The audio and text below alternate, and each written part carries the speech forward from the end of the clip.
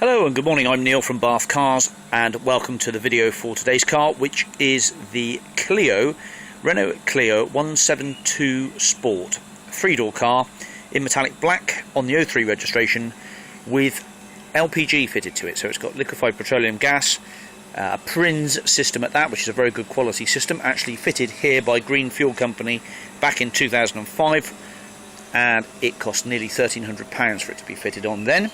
The car's got a very extensive service history, lots of money spent on it. Being a Renault, of course, they normally do.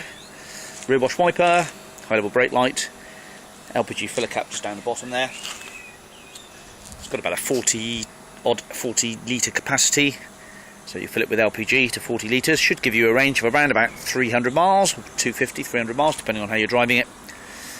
And it's quick transport, this. It's all pretty much working okay. The engine light is on at the moment. I have taken it off twice, but the LPG system is basically pinging it back on, so it's nothing major. It just says that it has a cylinder 1 and 2 or 1 and 3 misfire, something like that, 1 and 4 misfire, but it's not misfiring, it's just the LPG throwing it into a bit of a wobble. But it drives very smoothly, it's very quick as well. I'm very happy with it. I drive this car for many miles myself. It would give me a pretty decent smile on my face with the way it goes, the way it sounds. It's got remote locking. There is just one key with it, I'm afraid. The interior is Alcantara and half leather. It's obviously a 3-door, being a coupe or sports coupe. Well, it's not a coupe, is it? It's a sports hatchback. 3 belts in the back there, 3 headrests. Not in bad overall condition, a bit of wear to the seats, and generally about 12 years of life have led it to have a few marks and things. It's got an air conditioning system, whether that works or not it's difficult to assess at the moment, being a bit cold still, but we can put some gas in it to check out to see whether it works. They normally have failed by about this sort of time. So let me just show you in here a minute. Okay, welcome to the history then and documents for this Renault Clio 172 Sport.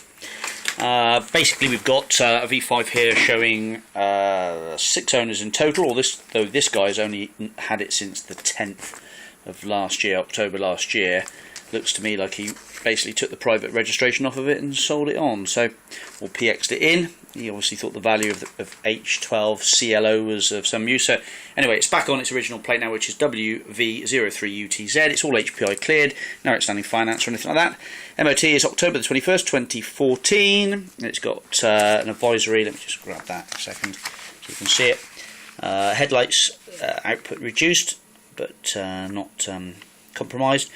Both brake hoses corroded the ferrules, oil level warning lamp on, item removed from driver's view, blah blah blah, slight inner track rod bore joint and an engine noise. So not a great deal of advisories there, but a few owners, and MOT until late October. Right, LPG kit fitted by Green Fuel, which was actually done here, funnily enough, and the LPG certificate is there. It was done in 2005. I didn't know this actually when I bought it, so I've just been through it, and there's the LPG certificate, 2005, and I think it was about 20,000 miles when it was converted. So we've got the original letters, a service that was done at 2007, and the original Green Fuel pack, and there's also the receipt there for the LPG Prins system at 1,237. Now I've been at this site for about 8 years, and I think this was just before I joined actually, because they moved to BRC kit. But Prins 74 litre tank, £1,237. Wow, what a lot of money. So that's the original LPG kit with the certificate, and then we've got receipts and bills. Now there are loads of receipts and bills. The original City Motors receipts and bills, and tyres and various things for the first several services, etc. And then there's a big wad of bills and receipts here, which basically are all documented, including a cam belt as well. And I look bill there, £788. You can see that. But there are other bills which are pretty big as well, but I won't bore you with it too much. I've made a little resume of it. 77,000 miles. It had some paint The bonnet, an ECU recode and a cam belt change came to £1,451. The bill is there. At 76,000 it had 222 spent on near side gaiter and an exhaust bracket and laser tracking. That's 222 quid. And then amongst the invoices there is also a bill for 64,000 miles at 788 to get it through its MOT. That was at 64k, so that was probably two MOTs ago. The LPG conversion, which I've mentioned already, had a new alternator at 69,000 miles, £530. Goodness knows how that came about, but maybe that was a new battery as well. At 77,000 miles, which is the last MOT, it had £333 spent on it. Again, it's documented there. And a fuel pump strip out and rebuild was done at 63 at 475. There's your original LPG instruction booklet, and there's all the owner's manuals, and there is the service book which is stamped up. City Motors, had a cam belt here by the looks of it at 49, just under 50 in 2008. It has had another cam belt done again, which I've mentioned there, which was at 77,000 miles, which is great news. Shouldn't ever have to have another one done again. And the last service there in the book is John Cornwick Motors on the 22nd of the 10th 2013 at 81,000 miles. So there we go. Let's return back to the car.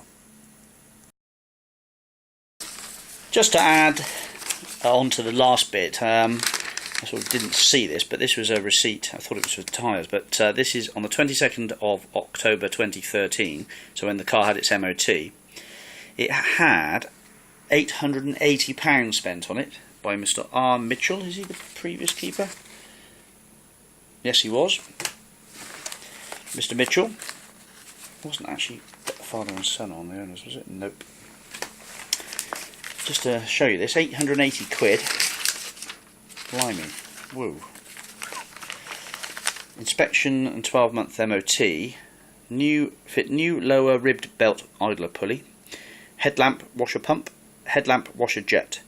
New front brake pads and discs. All 4 tyres. Camshaft dephaser pulley noisy. That's what it is. Oil warning light was on before the MOT. I've checked the oil actually, it's really nice and amber clean now. Also had some oil, antifreeze, tyres, rib belt idler pulley, washer pump, headlamp, front brake pads, front brake discs, and headlamp washer jets. Came to 880 quid. My goodness. Okay, there we go. Back to the car. Sorry about that, I had an incoming phone call.